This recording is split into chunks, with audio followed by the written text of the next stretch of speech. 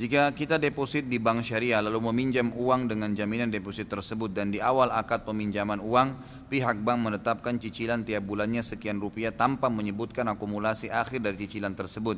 Jika ditelaah hasil akumulasi akhir dari akumulasi tersebut melebihi dari jumlah yang dipinjam, namun peminjam tidak keberatan akan kelebihan tersebut, apakah hal ini dibolehkan? Apakah termasuk riba atau tidak? Saudaraku, hukum riba atau bukan hukum riba atau tidak riba itu bukan dari masalah ridho atau tidak ridho. Hukumnya haram.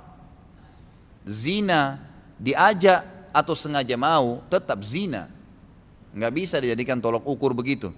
Jadi jangan Anda bilang, oh kalau saya pinjam uang kemudian dilebihkan, ya karena saya juga mau, saya butuh, nggak apa-apa deh, saya ridho. Nggak bisa, memang hukum penambahan sesuatu dari hutang itu tidak boleh.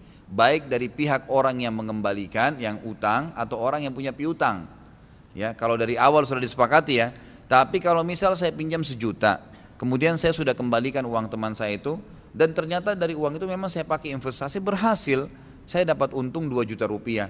Saya merasa rasa terima kasih, saya berikan kepada dia 100 ribu. Tapi tidak ada hubungan dengan, tidak ada kesepakatan awal akan berlebihan, akan dilebihkan. Karena utang nggak boleh lebih. Dan teman-teman begini ya, tolong garis bawahi satu poin. Pisahkan di dalam hati kita antara sesuatu yang sifatnya investasi, untuk dunia dapat keuntungan, dengan sesuatu yang sifatnya untuk mendapatkan pahala. Jangan semuanya dihitung harus ada keuntungannya. Akhirnya kita teman minta tolong antarin saya ke sana dong. Ini dapat apa saya di sana nih? Berpikir duniawi, harus ada sesuatu nih. Dapat sesuatu nggak ya? Nanti kalau ke sana dapat duit nggak ya? Dapat apa kah? Ini sesuatu. Kalau nggak mau jalan. Nggak boleh.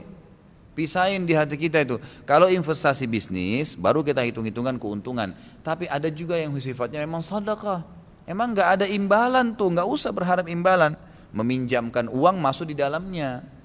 Ya, minjamin uang ke orang itu nggak boleh ada imbalan. Emang sudah begitu. Gadai nggak boleh ada imbalan. Harap pahala dari Allah Subhanahu Wa Taala. Bahkan seorang Muslim harus ini dominan dalam hidupnya dibandingkan dengan tadi yang investasi itu. Banyak orang tidak bedain ini saudaraku. Semua harus dihitung duit. Apa untungnya nih? Nggak boleh begitu. Akhirnya tidak ada amal yang ikhlas, tidak ada amal yang untuk akhirat kita. Karena semua sudah kita ambil balasannya di dunia. Jadi coba bedain itu. Bahkan para ulama itu lebih cenderung selalu hampir 99% hidup mereka itu semua yang investasi akhirat, semua yang dapat pahala, yang cuma 1% aja nih yang untung. Itu saja. Abu Hanifah rahimahullah pernah kedatangan seorang wanita dan berkata, wahai imam, dia tahu dia ulama besar, punya toko sutra di Irak, ya gitu kan. Dikatakan oleh perempuan ini, tolong juallah kepada saya sutra yang saya butuhkan, tapi tidak kamu mendapatkan keuntungan yang besar, tidak juga kamu rugi. Abu Hanifah rahimahullah memberikan kepada ibu tersebut dengan harga 3 dirham. Nggak mungkin gitu. Sutra sendiri nggak mungkin, modalnya pun nggak mungkin 3 dirham. Ibu itu kaget, dia mengatakan, wahai imam, Anda pasti rugi dengan ini. Harga sutra itu minimal 10 dirham, ini dijual 3 dirham. Apa kata Abu Hanifah rahimahullah? Perhatikan nih, pedagang yang sukses dan punya iman.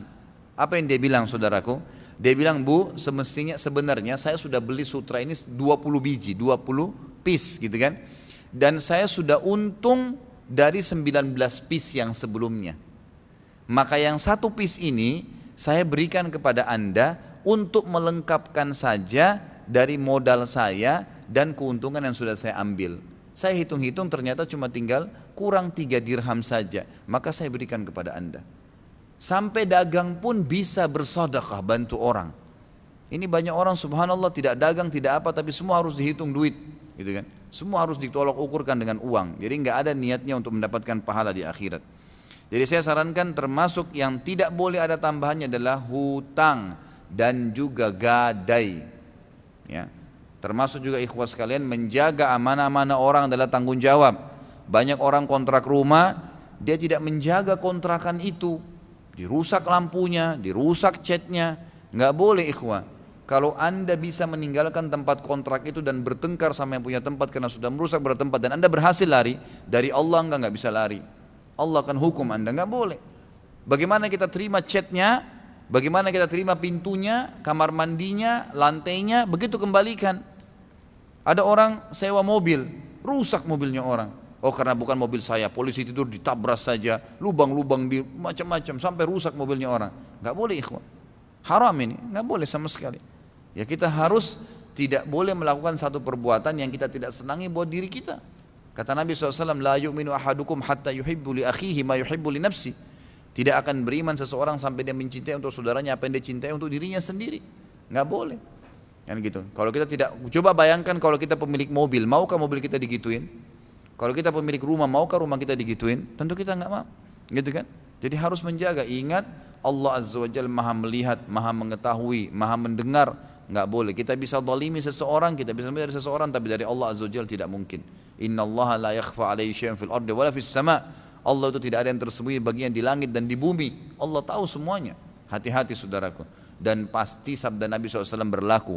Al jaza'u min jinsil amal. Balasan akan datang sesuai dengan kadar perbuatan seseorang. Menipu hari ini, ditipu besok. Gibah hari ini, digibah nanti. Fitnah hari ini, difitnah. Merusak barang orang, dirusak juga barang kita nanti. Jadi jangan heran. Berlakulah sebagai hamba Allah yang mukmin yang tahu semua itu.